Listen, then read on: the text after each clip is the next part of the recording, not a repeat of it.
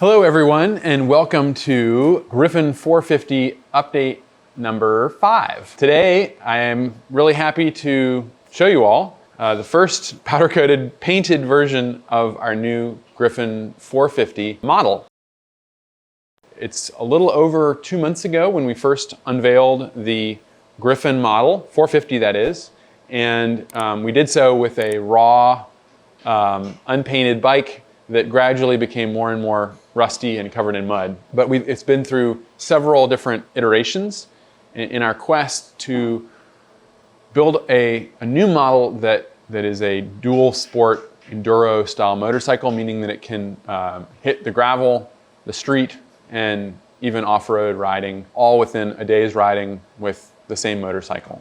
Really a all-around dual sport rambling bike. And today, it just actually was wrapped up, put together again in its third form here. And at this point, we've integrated quite a few changes and updates and upgrades since we first launched it. And I just wanted to go through those real quickly with y'all. Some of these we've covered before, others are brand new as of today.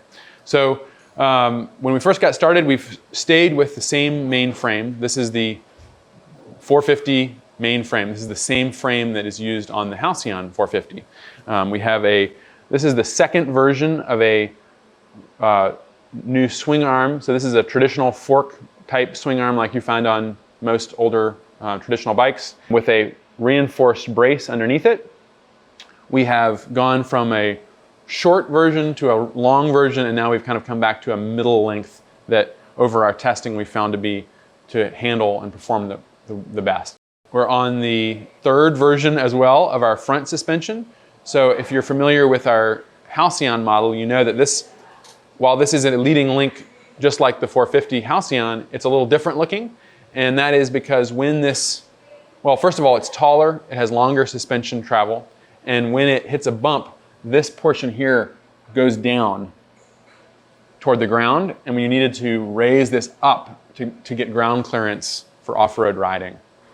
Obviously, some of the big initial differences between this and a Halcyon, the large 21-inch front wheel and the 18-inch knobby tires, conventional dual sport tire patterns or tire sizes that you're going to be able to find a wide variety of different options.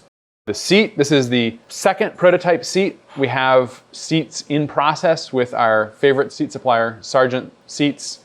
They make the extremely comfortable seat for our 450 Halcyon, and they are working on the pan. They're actually, this time around, we make the Halcyon 450 pan, but Sargent will be making the entire seat assembly for us because it's such a complex. We're probably going to use a molded plastic seat pan that then pops right on or bolts on to the bike. As of Charlie's video down into Kentucky, that's where this rear luggage rack was added. It has a similar side mounting for a saddlebag like our 250. This is just a prototype, kind of a concept for what we're going to have out here, so it may look different in production. This is the second version of our exhaust system. There will be additional refinements on that as we get closer to production. And let's see, the brand new thing on this bike are the foot pegs. These are motocross style foot pegs. The main idea is if you've ever ridden off-road, and you're using rubber, round pegs, you'll know that put your foot down in mud or debris or just even water, and that foot peg can become very slippery very quickly. It can become caked in mud, especially if you're riding off-road. And so the goal of these pegs is that they're open, and so the mud will just pass right through them. And they have a fairly aggressive pattern on there that your boot will be able to grip. And the center portion is actually raised a little bit above the sides. So a lot of thought went into those, all made right here in Elkhart County. Let's just talk about the powder coat.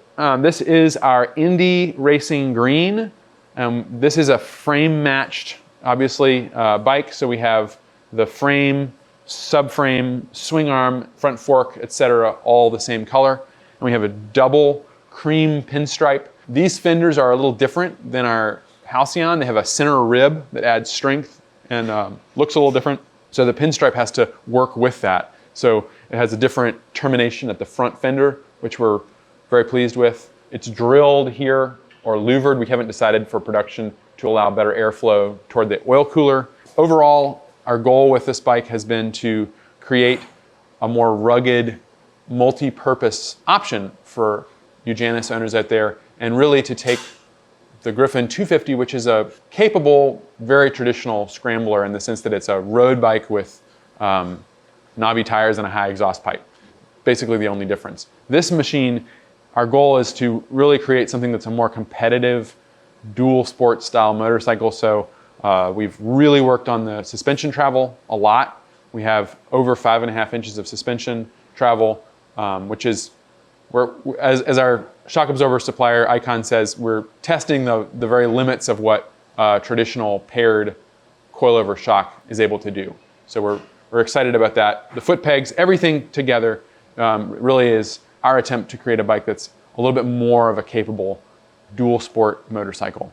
One thing that we're especially excited about with the new Gryffin 450 model is that we will be campaigning a Gryffin 450 Janus in the American Flat Track Series this summer at Sturgis. So we have Blake Wharton and Jordan Lake, awesome duo of engine builder, frame builder, and racer, who will be riding a Gryffin 450 on the flat track, a great American racing tradition, with a bike that will be a little bit more appropriate for that. 450cc, we'll have the right size wheels on there. We're accepting sponsorships for that. That's completely separate from Janus. We're helping them to go to the races this year. And for more information on the flat track, check out our blog, and there will be a link in the video description as well. And join us. End of Sturgis is when the flat track races happen. So we're really excited to look forward to that, and we'll be sharing more. Next up, we'll be continuing the pinstriping on the fuel tank. We're going to do a feather logo on this bike, finishing out the graphics, and a wash and a detail. Thanks for tuning in. Get a hold of us, our sales team, or in the comments if you have any questions about this bike, what the process to order one is. Try out some new colors on our configurator online, and we look forward to sharing more about this in the coming weeks. Thanks a lot.